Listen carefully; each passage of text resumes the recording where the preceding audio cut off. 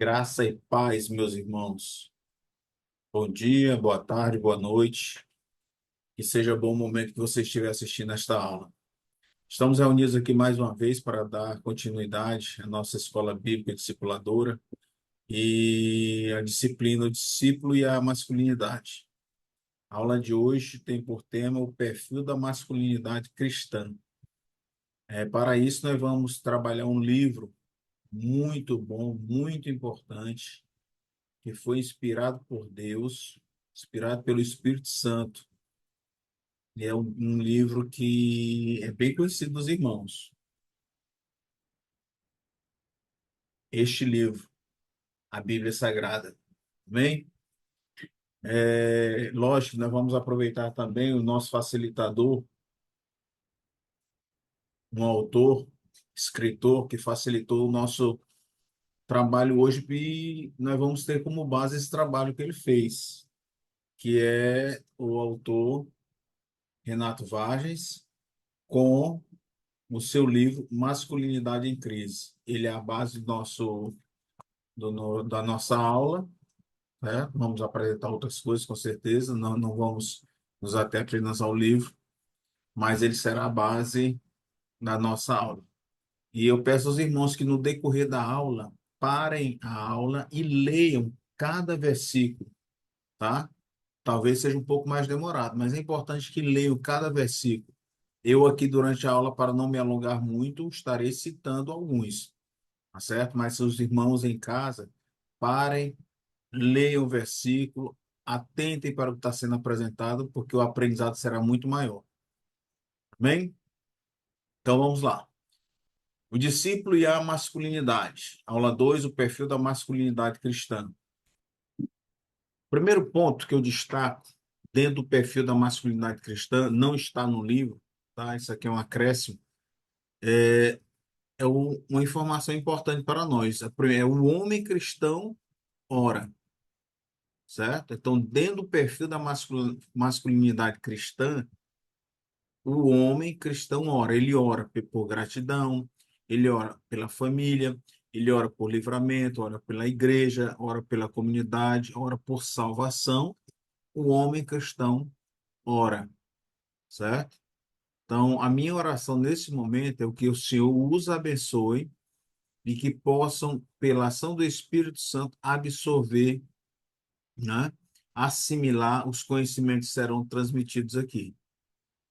E assimilando e absorvendo, possam colocar em prática em suas vidas. Hein? Então, o que significa ser homem? Dentro do nosso contexto, muitos conceitos são apresentados sobre o ser homem. A filosofia vai apresentar um conceito, a psicologia vai apresentar um outro conceito, a sociologia vai apresentar um outro conceito, e eu acrescentei aqui também que o jurídico, o direito legislativo, ele vai legislar, certo? Criar as leis, né? E criar um conceito jurídico de homem. Mas nós não vamos nos ater a esses conceitos.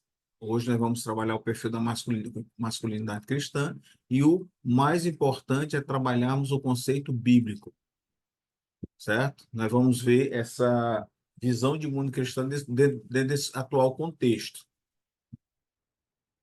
A Bíblia, ela é a única regra de fé com suprema autoridade em matéria de vida e doutrina. Somente ela deve ser o árbitro de todas as controvérsias, sendo superior a qualquer conceito filosófico, psicológico, sociológico, jurídico, sobre aquilo que se afirma ser o homem. Tá? Essa é uma expressão tirada do livro que foi apresentado aqui de Renato Vargas. E João Calvino deixou duas frases, né, que nos, que nos dá um entendimento nessa direção. Ele diz: o verdadeiro conhecimento de Deus está na Bíblia. A Bíblia é o único escudo capaz de nos proteger do erro. Então, João Calvino já nos orienta a buscar o conhecimento, a buscar a palavra de Deus como sendo caminho seguro a ser percorrido. Caminho que vai nos afastar de todo e qualquer, ou de todo e qualquer conceito distorcido da palavra de Deus. Oséias capítulo 4, versículo 6 diz: O meu povo foi destruído porque lhe faltou conhecimento. Ainda em Oséias 6:3, ele diz: Conheçamos e prossigamos em conhecer ao Senhor.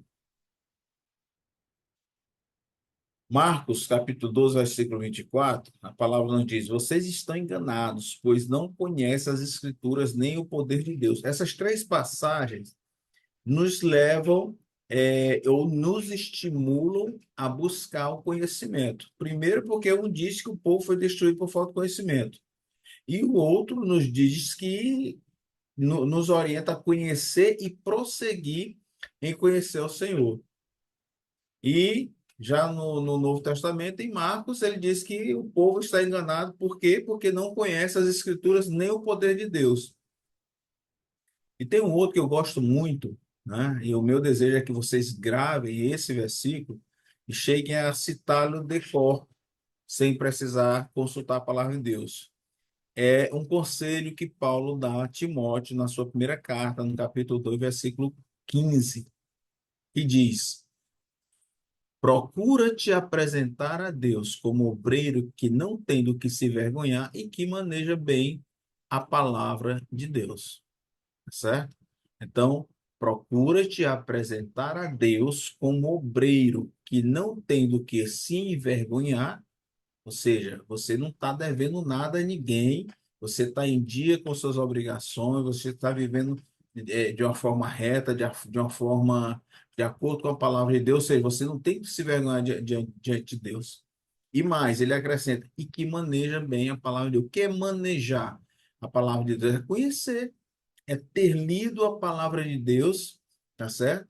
É conhecer a palavra de Deus para usá-la no momento em que precisar, para ensinar, para repassar o conhecimento. E é importante falar sobre o conhecimento, falar sobre o conhecer a Deus, falar sobre conhecer as Escrituras, a palavra de Deus, por quê?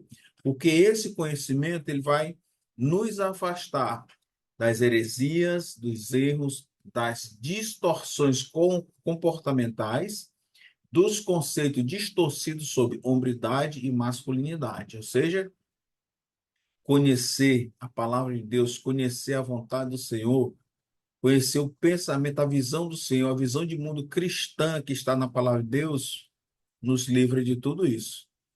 Então,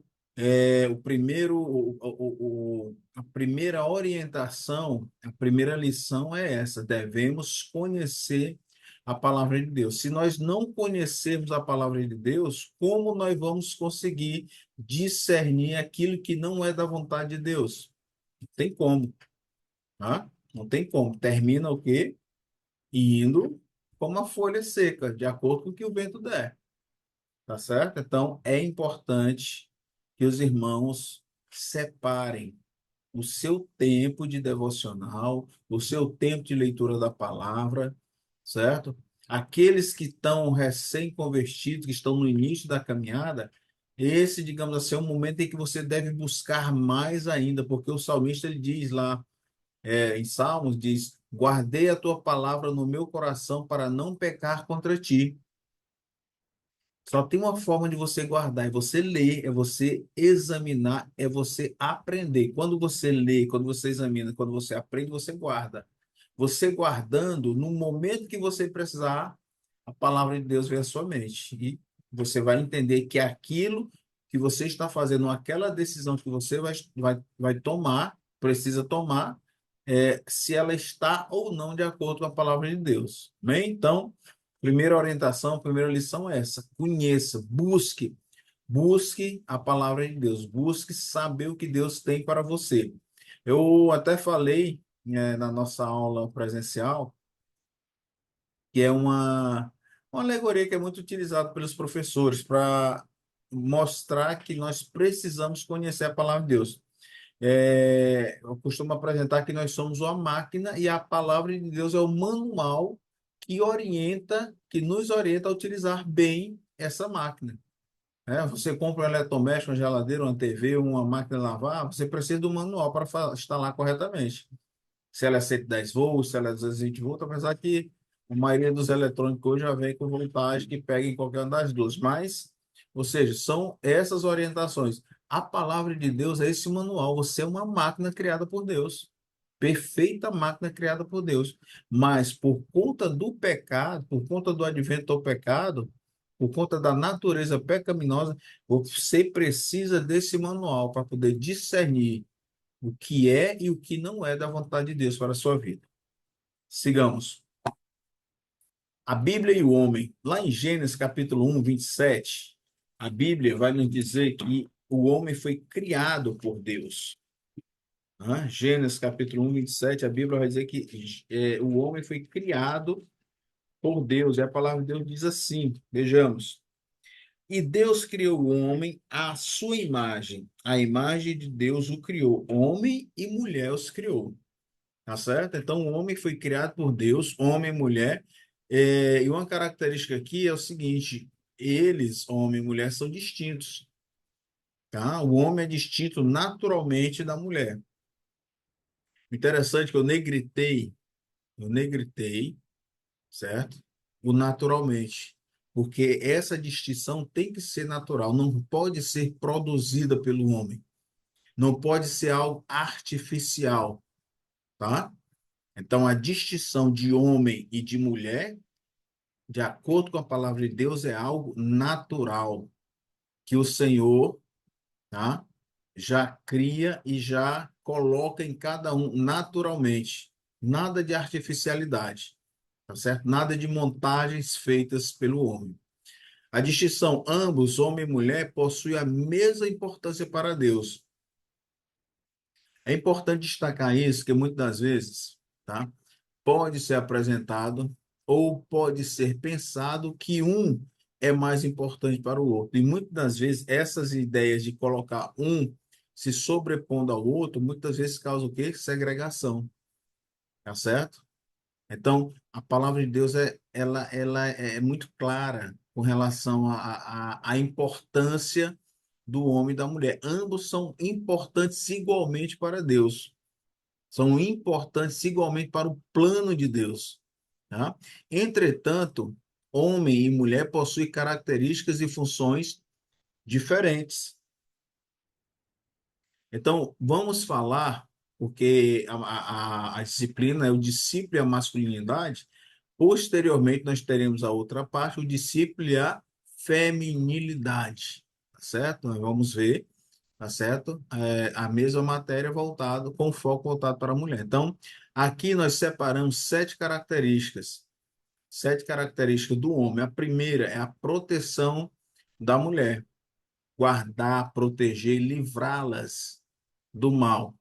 Gênesis 2:15, Gênesis 2:15, que eu estou aqui com ele aberto, diz o seguinte: E o Senhor Deus tomou o homem e colocou no jardim do Éden, para que o homem o cultivasse e guardasse. Perceba que neste momento aqui, só o homem existe, a mulher ainda não foi criada. Ou seja, o homem, antes da mulher ser criada, já recebeu a incumbência de guardar, de proteger, de cuidar, né, de toda a criação de Deus. E posteriormente o homem fez, o Senhor fez a mulher. Antes da criação da mulher, Deus já incumbiu o homem de proteger o jardim e, consequentemente, proteger a mulher que seria criada para habitar com ele ali.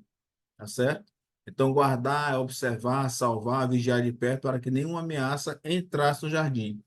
E quando a gente fala em ameaça, a gente se pergunta: que tipo de ameaça Deus tinha em mente quando deu essa ordem para Adão? Ah? É interessante que a gente pensar dessa forma, porque, por exemplo, eu mesmo, sempre quando eu lembro do jardim, ou quando eu lembrava e pensava no jardim, eu só lembrava daquele local de paz, tranquilidade, harmonia, o homem em plena comunhão com Deus ali. Mas então, por que é que o Senhor dá essa ordem para guardar, para proteger, para cuidar? Que tipo de ameaça Deus tinha em mente quando deu essa ordem para Adão? Ora, Deus, consequentemente, já sabia que o inimigo das nossas almas poderia ou ele iria investir contra Adão e Eva. Então, Deus já dava essa orientação para que eles pudessem estar atento. E tanto é que em seguida a serpente veio, ou o diabo veio, possuindo ali a serpente, para tentar Eva e, consequentemente, levá-la, juntamente com Adão, à queda.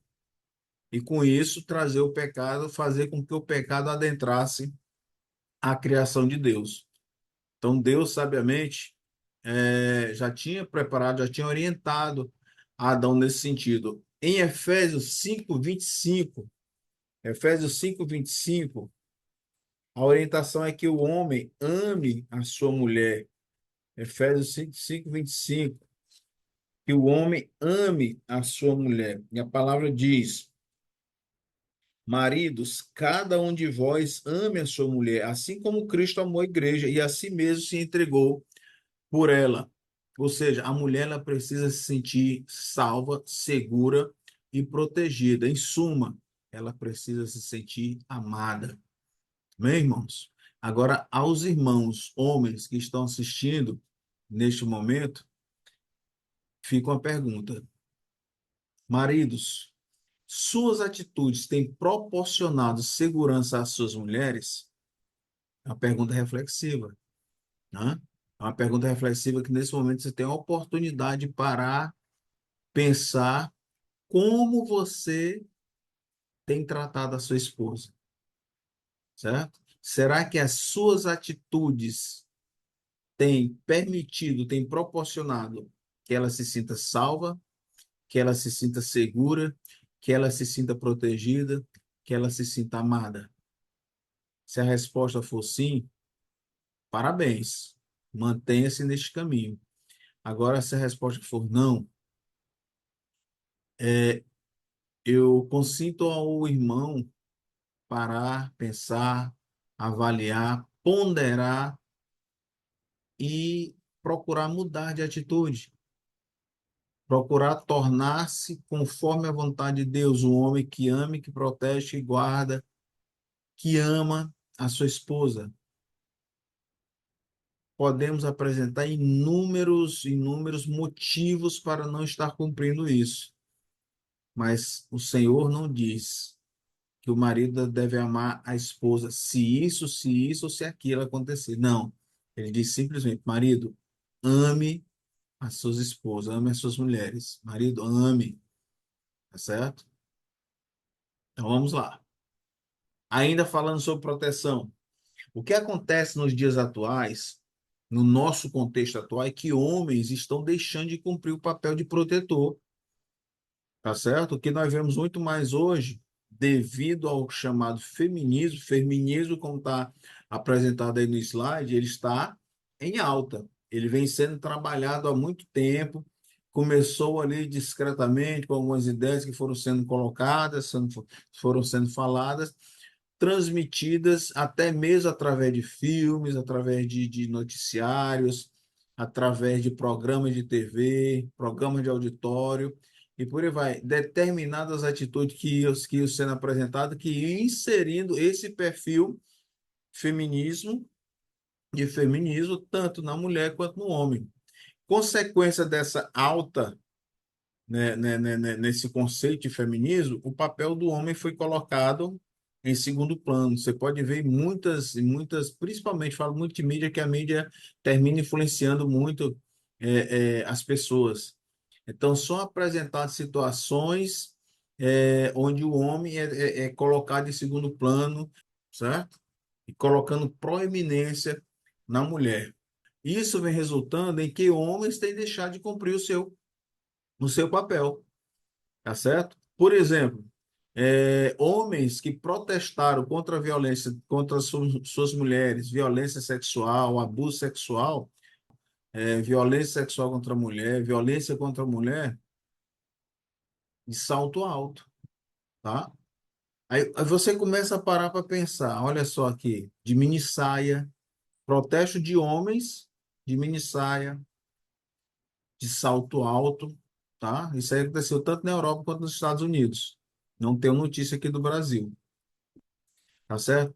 Mas você para pensar, mas espera aí, a mulher está sendo violentada, a mulher está sendo abusada sexualmente e o homem vai protestar, vestir de mini saia, vestir de salto alto?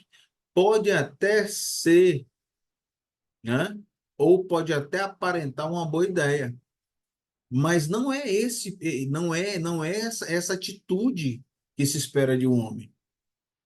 Quer protestar? Proteste, mas proteste como um homem, tá certo? Proteste como um homem, né? E não como mulher, como mais uma para ser violentado.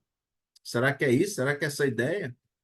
O fato é, com a questão do feminismo, o feminismo é essa ideia, essa ideologia que tenta dar proeminência, é o chamado, tenta empoderar as mulheres de tal maneira que podemos até ouvir, né? E isso é verdade, que mulher não precisa de homem, tá certo? Acreditem, pessoas, e não são pessoas de nova, de tenra idade, digamos assim, então são pessoas já de idade mais avançadas, tá? Que chega e diz, mulher não precisa de homem. Ora, um precisa do outro porque Deus criou dessa forma. O homem precisa da mulher e a mulher precisa do homem. Ambos se completam, se complementam, tá certo? Então, atributos como virilidade, honra, força e coragem estão em baixa. Estão em baixa. O que a gente vê diretamente nas redes sociais são mulheres tomando a frente e homens se escondendo. Por exemplo, nós vemos aí nas redes sociais, durante um assalto, vê um casal ali, o assaltante chega, o homem é o primeiro a correr, a mulher fica no, digamos assim, no fogo, é assaltada e poderia até acontecer coisa pior, mas ele simplesmente correu e deixou ela lá. Será que é esse homem que Deus colocou para guardar, para cuidar do jardim lá do Éden? Será que é essa característica que Deus esperava quando criou o homem? Com certeza não. Tá certo? Com certeza não. Tem um outro vídeo no Insta também. O casal tá chegando em casa, o assaltante chega, o homem simplesmente corre e a mulher fica, encara o bandido, saca a sua arma, atira no bandido e evita o assalto. Lógico que quando o homem volta, ele leva um sonoro tapa na cara, né? Porque ela não esperava aquele dali dele, tá certo? Então, atributos como virilidade, honra, força e coragem estão embaixo. A proteção, meus irmãos, começa com o exercício do sacerdócio no lar. O homem foi colocado como sacerdote do lar. Isso aí, nosso irmão, o pastor Fernando, em uma daquelas nossas reuniões de PGM geral dos homens, né, quando era só homem e só as mulheres, ele trouxe uma lição muito importante ali que eu até batizei como sistema S3P, sacerdote, profeta, protetor e provedor. Sistema S3P, tá certo? Então, uma das funções nesse sistema S3P é o exercício do sacerdote. O homem é o sacerdote do lar. Então, a proteção começa com o exercício sacerdotal, através da oração, através do cuidado, através do tempo com Deus. Aqui nós temos três passagens. A primeira lá em Êxodo, Êxodo 33, 3 a 10, fala de Moisés. Eu não vou ler, são vários versículos. Fala de Moisés que, em determinados locais, quando ele chegava, ele armava a sua tenda, se separava em oração e ali aquela coluna de nuvem pairava sobre a tenda dele, porque a presença de Deus, ele estava em comunhão com Deus. Então, Moisés é o nosso exemplo ali no Antigo Testamento de sacerdote, porque naquele tempo o homem não tinha esse livre acesso ao Senhor. Era necessário um sacerdote. Moisés era esse sacerdote. Ele exercia o sacerdote sobre todo o povo judeu. Hoje, depois da morte do Senhor Jesus Cristo, né, que mostra ali o véu do templo se rasgando de cima a baixo, significando que o poder vem de cima e está rasgando aquilo dali, que agora você não precisa mais de sacerdote. Você tem livre acesso ao Senhor. Você, homem, você é o sacerdote do lar. Você é o sacerdote do lar. 1 Pedro 3,7. 1 Pedro 3,7 diz assim: da mesma forma, maridos, vivei com elas a vida do lar, com entendimento, dando honra à mulher como parte mais frágil e herdeira convosco da graça da vida, para que as vossas orações não sejam impedidas, tá certo? Então, o exercício do sacerdócio exige que o marido trate muito bem a sua esposa, para que as suas orações não sejam impedidas. Bem, vamos lá. Ainda sobre a proteção, o fato é que os homens têm o dever de proteger as mulheres e zelar por elas, pois, além de ser uma orientação das Escrituras, trata de uma inequívoca prova de amor. Quando você protege, quando é a esposa se sente protegida, ela consequentemente se sente amada. O lado interno. O pastor Ludgero Bonilha Moraes, né, ele escreveu esse texto. Ele diz assim, olha, quando você sair com sua mãe, coloque-a no lado interno da calçada. Se você sair com sua irmã, coloque-a igualmente do lado interno da calçada. Quando você tiver sua primeira namorada, não se esqueça, coloque-a do lado interno da calçada. Se alguém tiver que morrer, que seja você, homem. Você é o escudo de sua esposa, portanto, a mulher, ainda que sangre naturalmente, o homem é que foi chamado a sangrar socialmente. O homem foi chamado para suar, para prover o pão, a mulher não foi chamada para isso.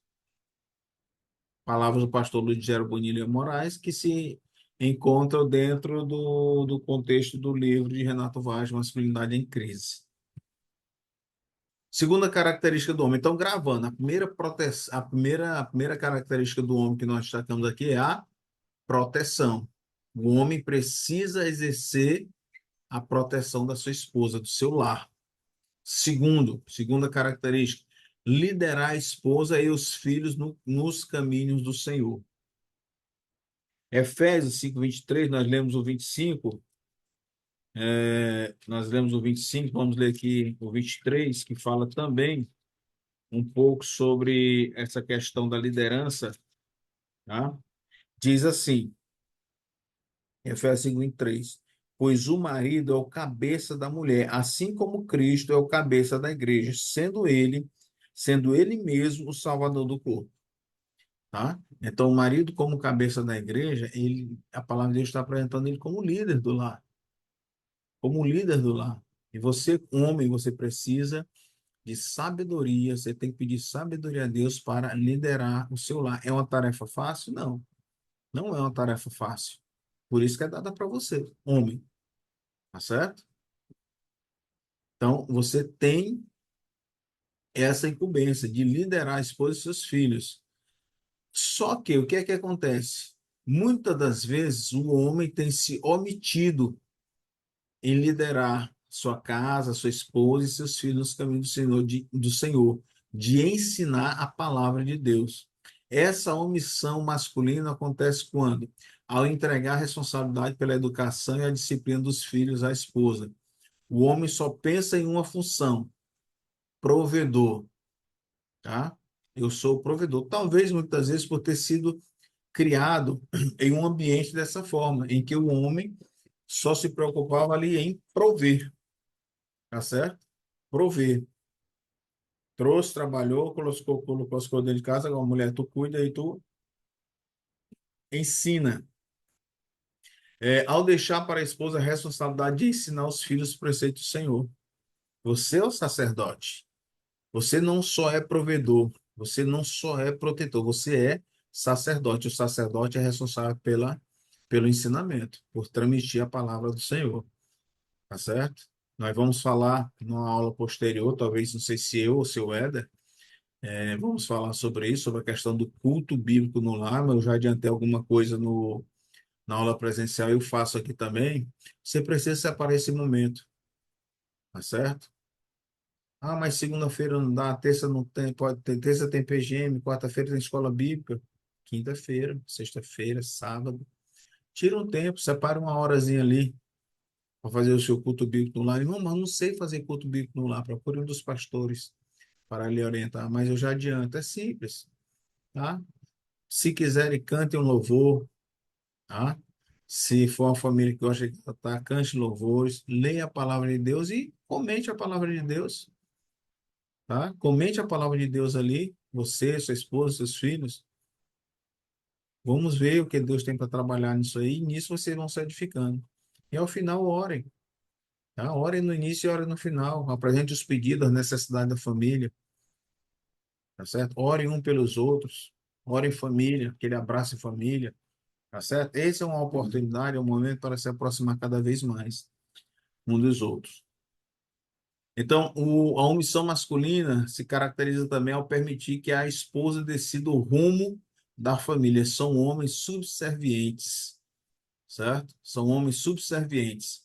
A mulher que decide tudo, o rumo, onde é que eu falo, não, não, nós vamos morar, nós estamos sendo transferidos agora, não, eu quero, nós vamos, não, você não vai morar ali, não, vamos morar lá na zona sul, tá certo? Então, quem decide, não, não é dessa forma, tá certo? Não é dessa forma. Homem, converse, chame sua esposa, vejam todo o contexto de vocês, financeiro, para tomar as decisões, tá certo?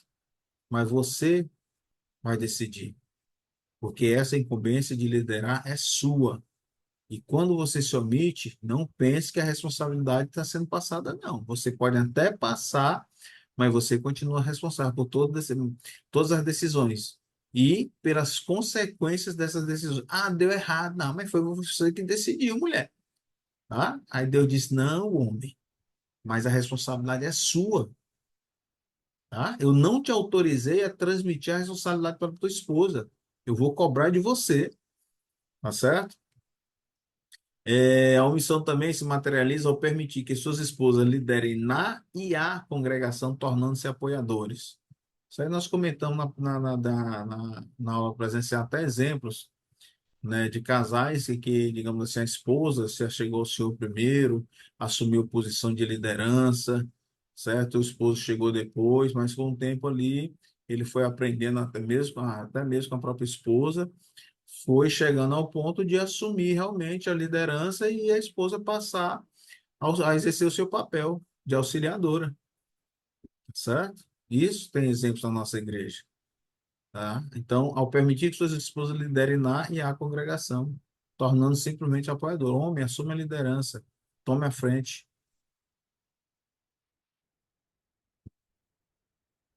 Liderar a esposa e os filhos no caminho do Senhor não é ser um coronel, um ditador, mas é com amor, firmeza e confiança, né? Não é aquele ditador que só diz, só quer ditar regras e quer o cumprimento da, das suas ordens. Então, existe sempre aquela questão em termos de liderança, que é apresentada a questão do chefe e do líder. E sempre é colocada aquela diferença entre o chefe e o líder, tá certo? Então, eu, dentro da minha profissão, por mais de 32 anos, tive essa experiência de perceber características de uma autoridade, características de liderança e características de chefia, certo? Né? Uma das características básicas é daquela que o chefe geralmente só manda. Manda e quer o resultado. O líder manda, orienta e às vezes ainda faz junto ali. Mostra como fazer. O nosso exemplo maior de liderança é Jesus Cristo. Ele não ficava simplesmente lá sentado, vai lá, faz isso, vai lá, faz aquilo. Não. Ele foi, fez, mostrou, ensinou, orientou, enviou, cobrou, até que os discípulos tivessem condições de multiplicar. Tá certo? Então, isso é liderança. Isso é liderança. E assim, essa liderança também deve ser exercida no lar ou na família. Tá? Efésios 5:23 nós já falamos, é ser o cabeça, não é ser proprietário, tampouco ser inquestionável. Tá certo? Tem muitos homens que não gostam de ser questionados. Mas lembre-se, a sua esposa é a sua auxiliadora, a sua ajudadora. E se ela lhe questiona, é porque está vendo que algo não está muito legal. Então você deve ter sabedoria, como líder do lar, ouvir a sua esposa, ponderar, tá? Para que tome a decisão correta.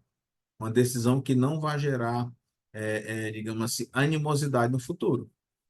Tá certo? E assumindo também as consequências dessa decisão.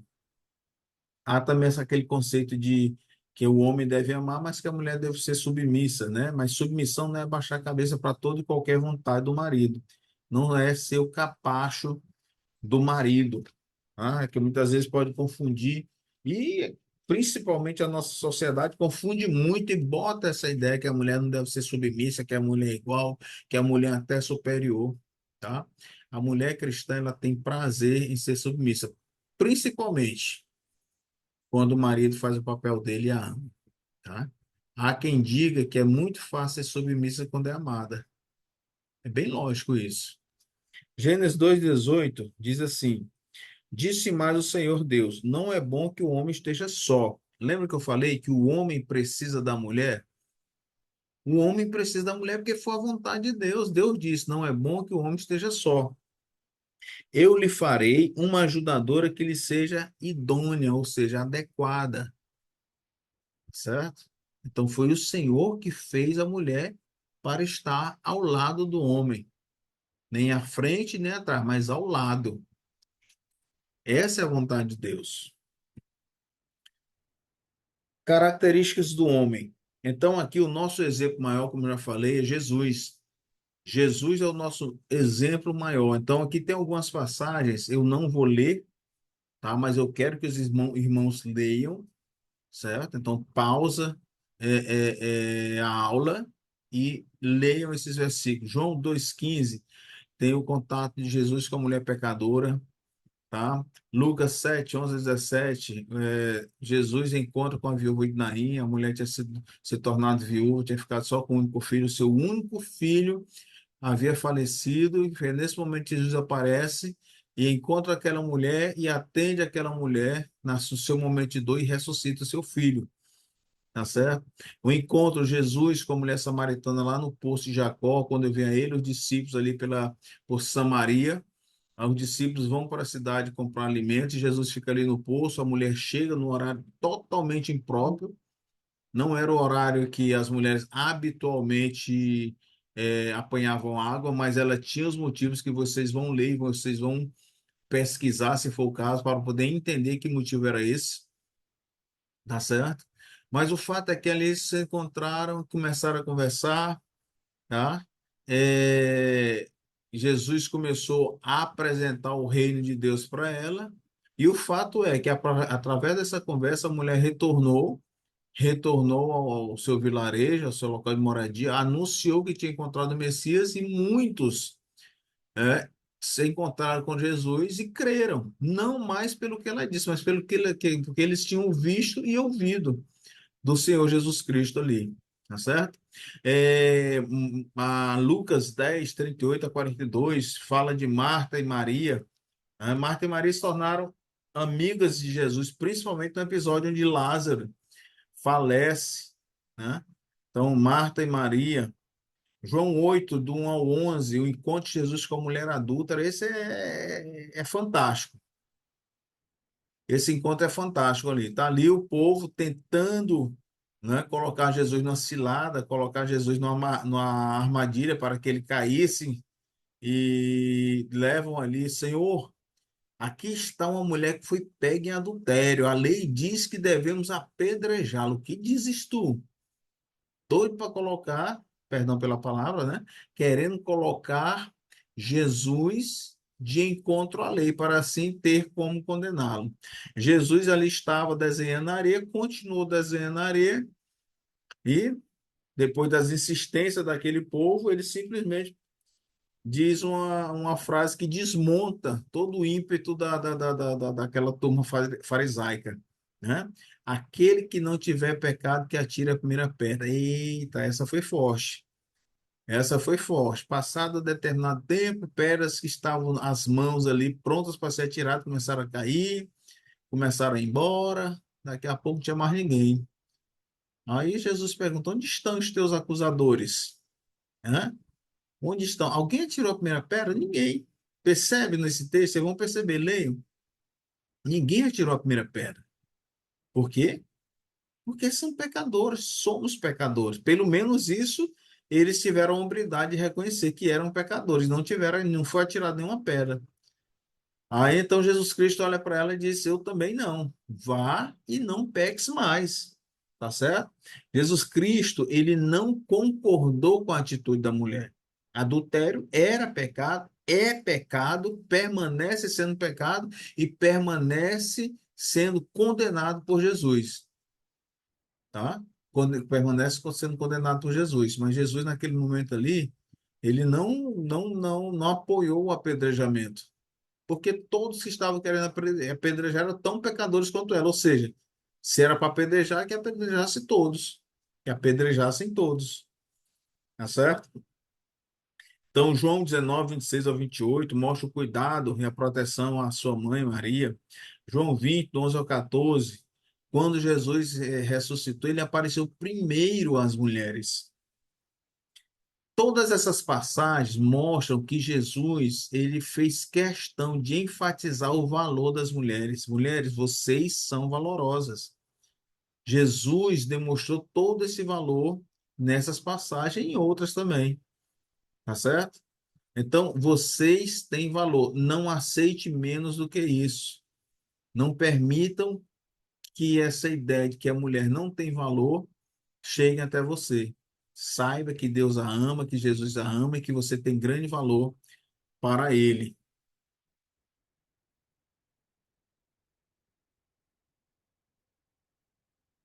Ainda dentro da segunda característica é liderar a esposa e os filhos, a falta de conhecimento do padrão bíblico.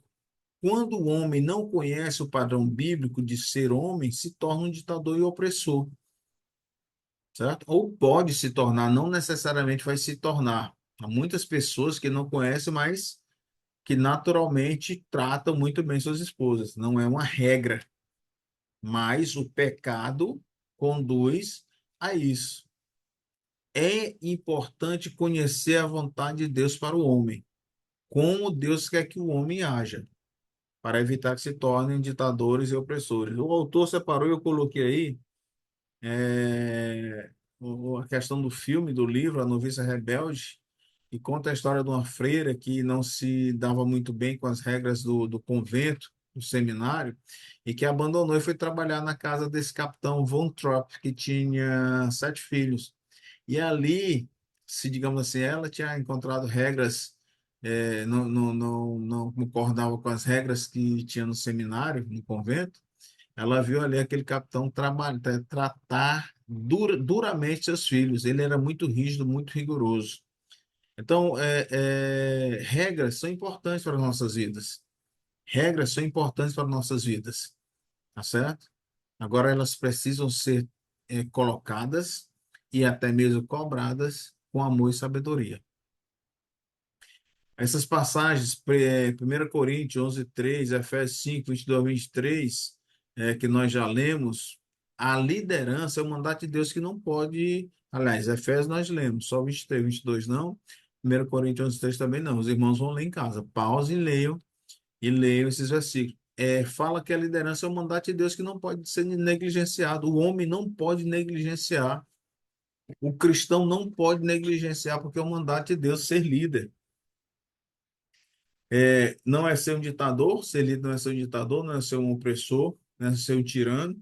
É, o autor coloca uma frase que eu separei, diz, homem dominador duro não exerce o mandato de forma saudável e equilibrada. É como eu falei, essa liderança precisa ser realizada com sabedoria e com amor. Quando não é feito dessa forma, resulta em uma família fraca, cristãos fracos e tímidos na igreja do Senhor.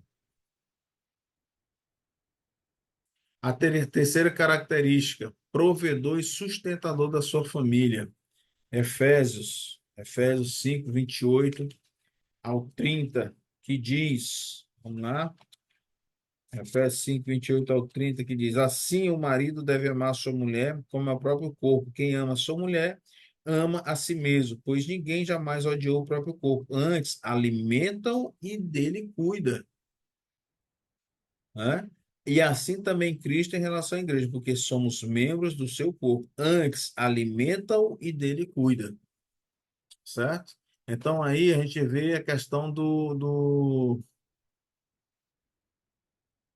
da terceira característica do homem como provedor, né? E se nós voltarmos lá em Gênesis, e está aí o texto, Gênesis 3:19, quando o Senhor, falando sobre o pecado de Adão e Eva, né, chamou ali Adão, Eva, também falou para a serpente, 3,19, quando ele diz, olha, do suor do teu rosto comerás o teu pão. Isso aqui ele está falando para quem? Para a serpente? Não. Para a mulher? Não. Está falando para Adão, está falando para o homem, tá? Então, do suor do teu rosto comerás o pão. É você, homem. Eu estou determinando que trabalhe para prover, certo? Do suor do teu rosto comerás o pão, até que tornes a terra, pois dela foste tirado, porque és pó e ao pó tornarás. Ou seja, é o homem que tem que trabalhar, é o homem que tem que prover. Aí eu coloquei uma pergunta, os irmãos sabem que eu gosto de colocar pergunta até para dar uma mexida na sala, tá certo? Eu deixo essa pergunta para os irmãos aqui. Opa, pulei aqui um pouquinho, tá certo? Deixa eu voltar rapidamente antes de chegar na pergunta aqui. Que eu pulei a questão da masculinidade. Então, a masculinidade que nós estamos vendo, masculinidade cristã, a questão do feminismo, do machismo e a palavra de Deus. Então, esses conceitos aí devem ser realmente verificados e olhados de acordo com o que? O prisma da Bíblia, de acordo com a visão da Bíblia. A masculinidade deve estar de acordo com a palavra de Deus. O feminismo, tá? Não tem espaço na palavra de Deus. O machismo também não tem espaço. Tá certo? A Bíblia, ela vai trazer orientações para o homem e para a mulher, de acordo com a vontade de Deus, tá? Então, como a gente falou, o que está, digamos assim, em alta hoje é a questão do feminismo, em detrimento da posição do homem. Então, a própria mídia tem colocado, perdão, a própria mídia tem colocado aí mulheres se destacando aí, como foi esse filme, A Mulher Rei. Mulher vai lá que bate em homem com o dobro do tamanho dela, né? Em luta. Não que não seja possível. Se a mulher treinar, se dedicar ao treino, vai acontecer, tá? Pega um homem que não é treinado, vai dar no caboclo aí com vontade. Outro filme aí, A Estrada da Morte, Mad Max, uma mulher que praticamente mudou o contexto do filme, tomou a frente, liderou. Esse outro aqui é mais forte ainda, né? Predador, tá certo? Predador, onde essa jovem, né, consegue enfrentar e derrotar aquele mesmo predador, ou da mesma raça, aquele predador que quase mata, lógico que isso é filme, né? Arnold Schwarzenegger, que tem 2 vezes ou 3 vezes o tamanho da jovem, tá certo? Mas são esses conceitos, são essas ideias que vão sendo colocadas na mente do povo, da população, da sociedade. Aí a Viúva Negra da Marvel, certo? E dentro da nossa própria sociedade, a mulher ocupando espaço, antes ocupado somente por homens, certo? No próprio exército. É condenável isso? Não, não é condenável, tá? É a vontade de Deus? Temos que verificar. É por isso que eu deixei a pergunta que eu acho que vai aparecer agora. É errado a mulher trabalhar? Aí foi o momento de acordar a turma, tá certo? Eu deixo para você também. É errado a mulher trabalhar? O que é que vocês acham? Tá? O que é que vocês acham? É errado a mulher trabalhar? Então, são vários posicionamentos que nós vimos claramente que não há nenhuma proibição da mulher trabalhar, tá certo? Não há nenhuma proibição da mulher trabalhar. O que nós conseguimos concluir que precisa ter o quê? Sabedoria, precisa ter equilíbrio, precisa ter haver consenso e que principalmente esse trabalho não a coloque na posição de provedor e sustentador da sua família. Aí, irmão, mas tem situações que a mulher já tem um emprego que ganha 5, 6, 7 vezes mais que o homem. São situações que o casal tem que sentar, conversar e chegar a um denominador comum para viverem de acordo com a palavra de Deus. Teve um posicionamento muito importante, a irmã que falou: irmão, eu trabalhei por um certo tempo, mas deixei de trabalhar porque eu quero cuidar dos meus filhos. Tá certo? Aí então ela citou exatamente a questão do contentamento. E Paulo, escrevendo aos Romanos, bem claro quando ele diz: se tem o que comer, o que vestir, estáis contente. Isso é importante, e eu friso aqui esse posicionamento, porque muitas vezes as pessoas colocam em risco a sua vida conjugal, o seu relacionamento, a sua família, em busca de bens materiais, em busca de conforto material. Esquece o contentamento com o mínimo, né? Com o mínimo existencial, digamos assim. Certo? Eu conheci, tem um testemunho de um presbítero lá em Ladário, Mato Grosso do Sul, quando eu servi ali por 3 anos, eu conheci aquele presbítero ali e fui visitar ele já no finalzinho ali da minha estadia naquela localidade.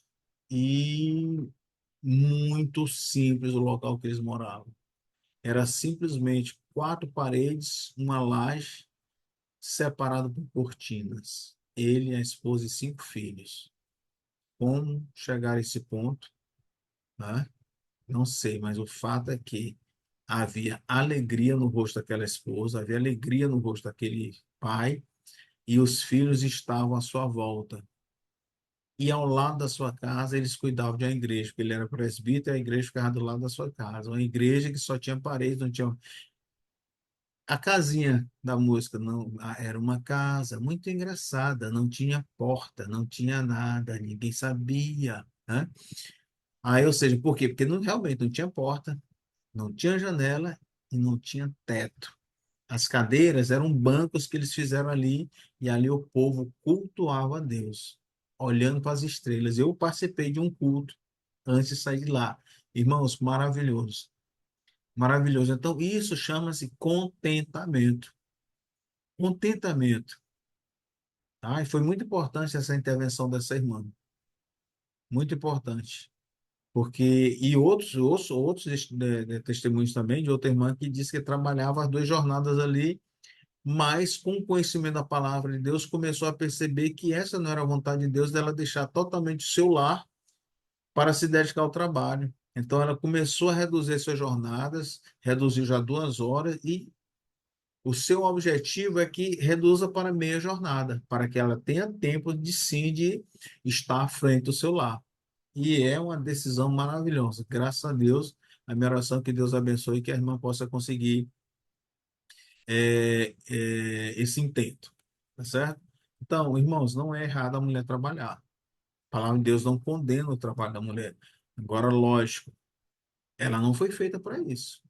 Quem foi feito para isso, do suor do teu rosto comerás o pão, é o homem, tá? O contexto da sociedade moderna exige que a mão de obra feminina, tá certo? Exige a mão de obra feminina, mas dentro do lar cristão, dentro do contexto cristão, o homem é o provedor, tá certo? Acontece as exceções à regra, onde a mulher termina assumindo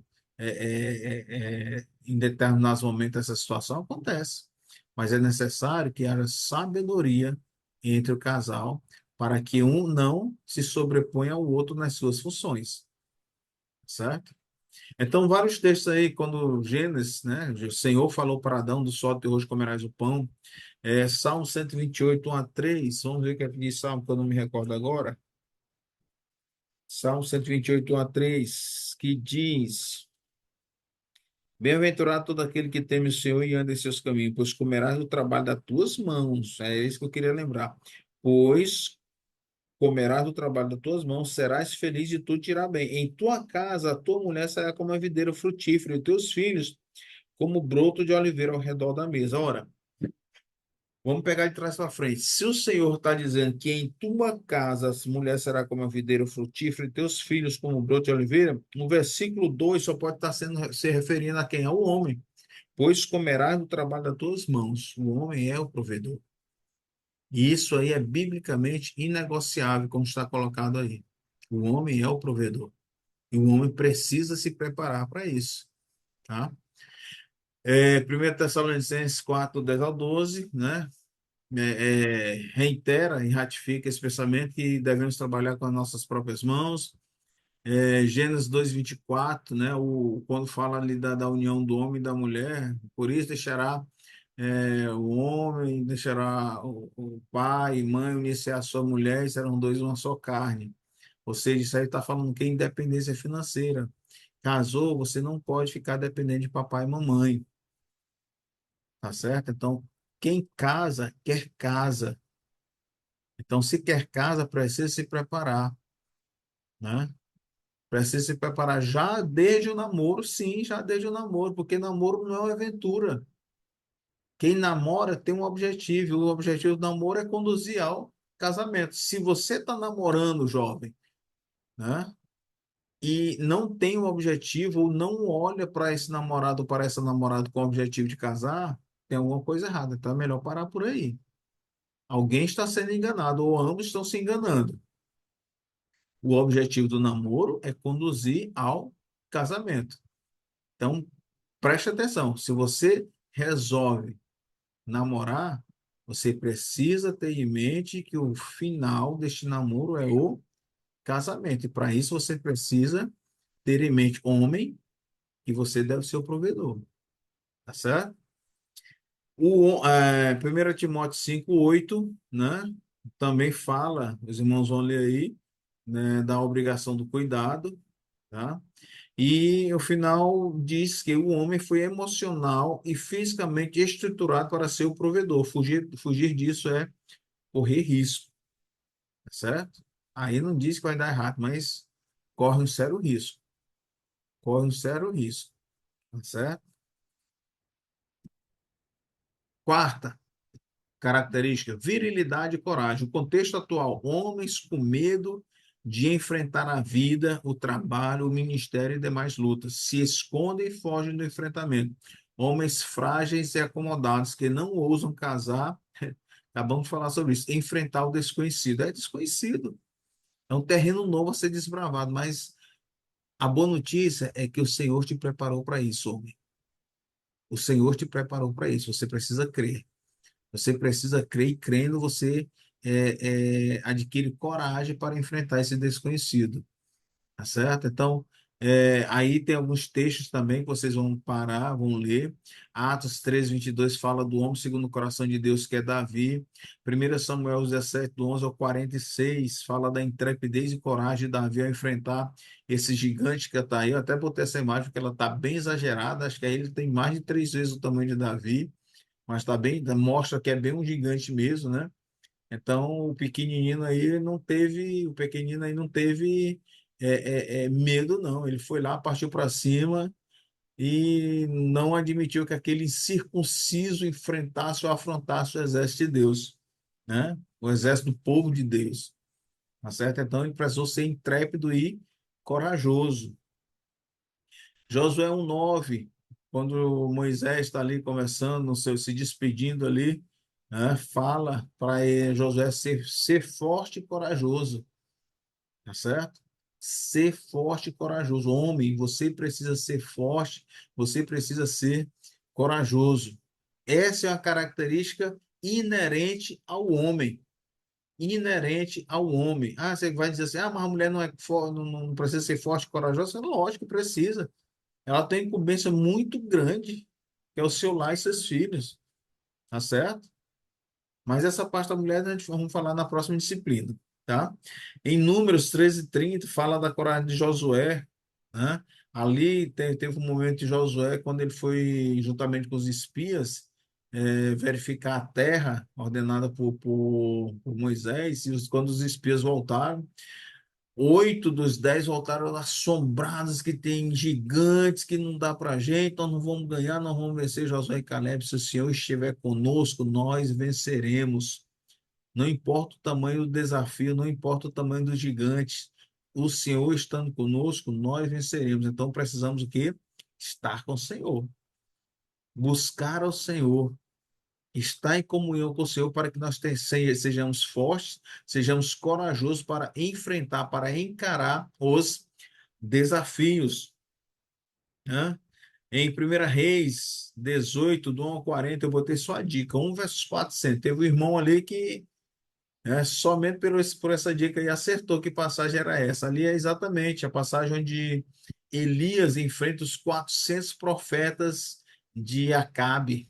e Jezabel, né? Então, muita coragem de Elias, muita coragem de Elias se expor, marcar aquele desafio ali, enfrentar, né, aquele grande desafio ali. Homem que não tem coragem não encara e não enfrenta um desafio desse. Só um momento.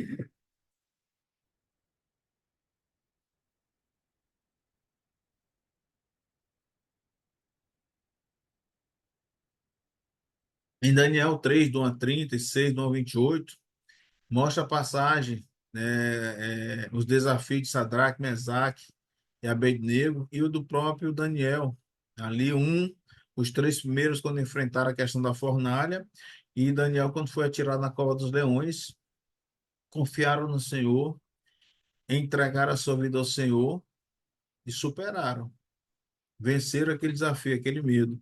E hoje nós temos os nossos missionários, a propagação do Evangelho, muitos mundo afora, dando a sua vida por amor ao Evangelho. E dando a sua vida literalmente. Alguns são mortos literalmente por propagar o Evangelho. Isso exige coragem, tá? Isso exige que o homem seja viril, certo? Então, a nossa quarta característica, virilidade e coragem. A primeira, vamos relembrar, proteção. A segunda, liderança. A terceira, agora eu tenho que voltar que eu esqueci, provedor, né? A quarta, virilidade e coragem. A quinta, responsabilidade.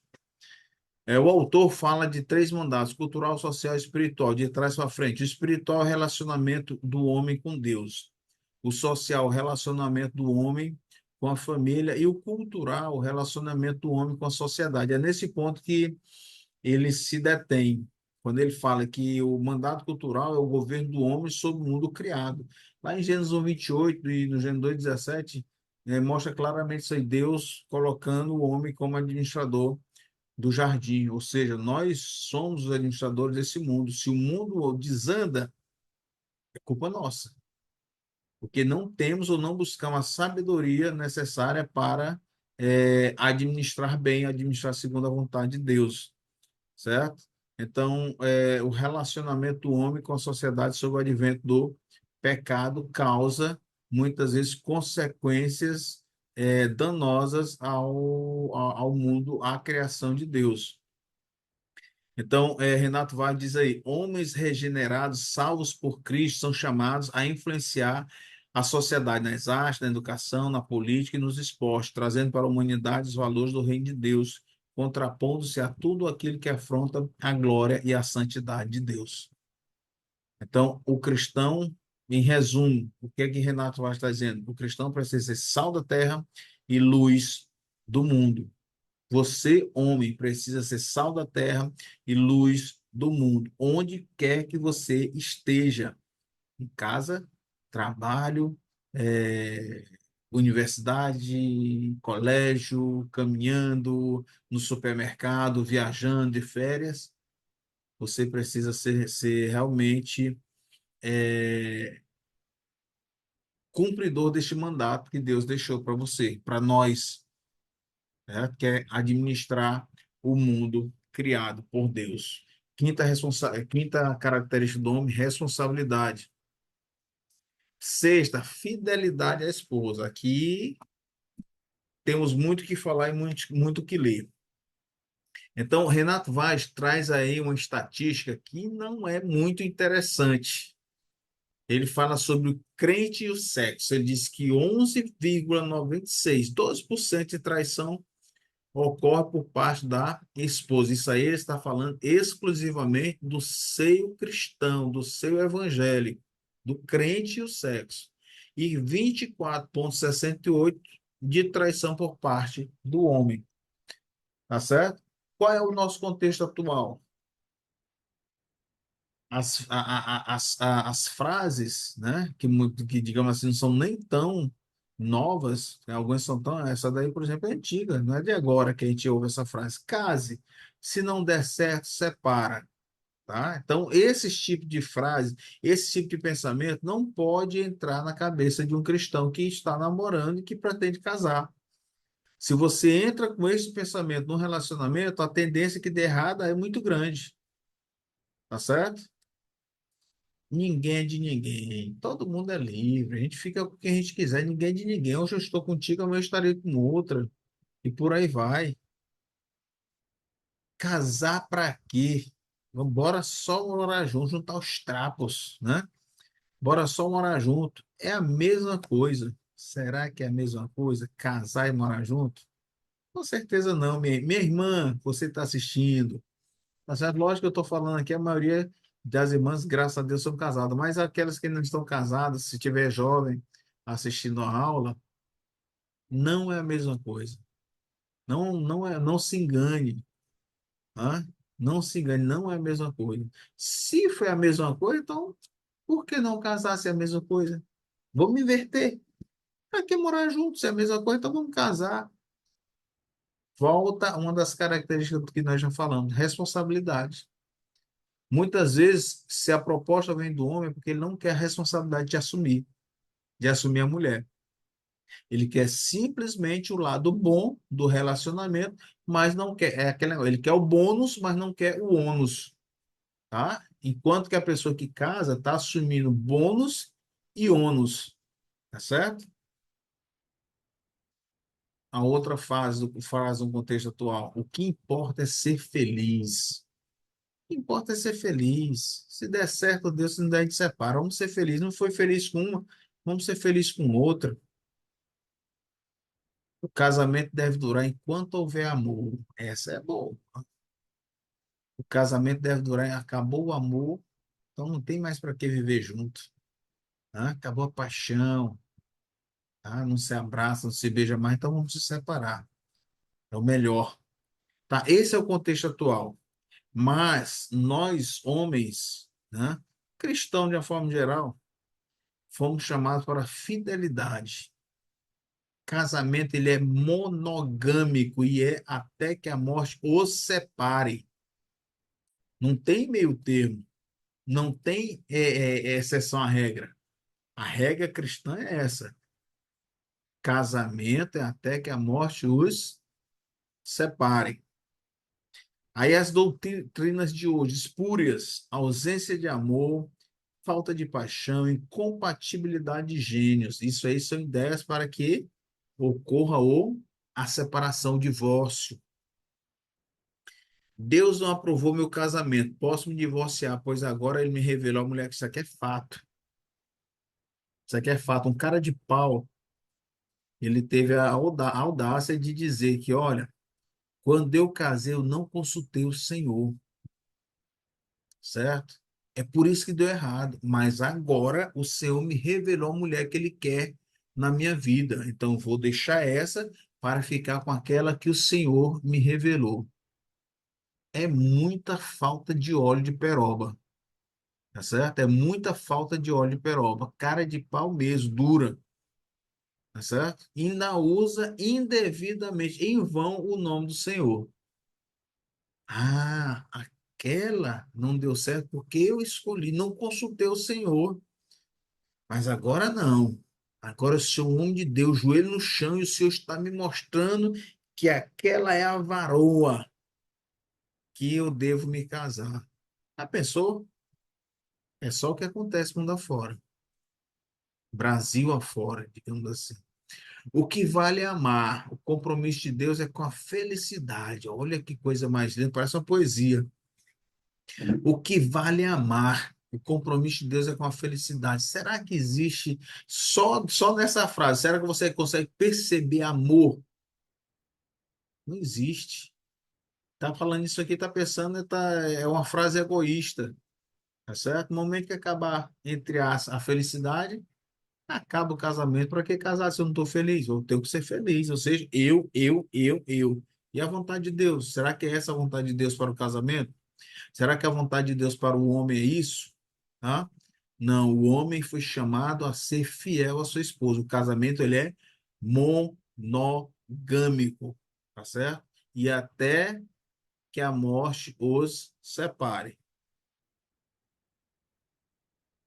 Gênesis 2:24, Efésios 5:31 fala exatamente isso. O casamento ele é heterossexual entre um homem e uma mulher.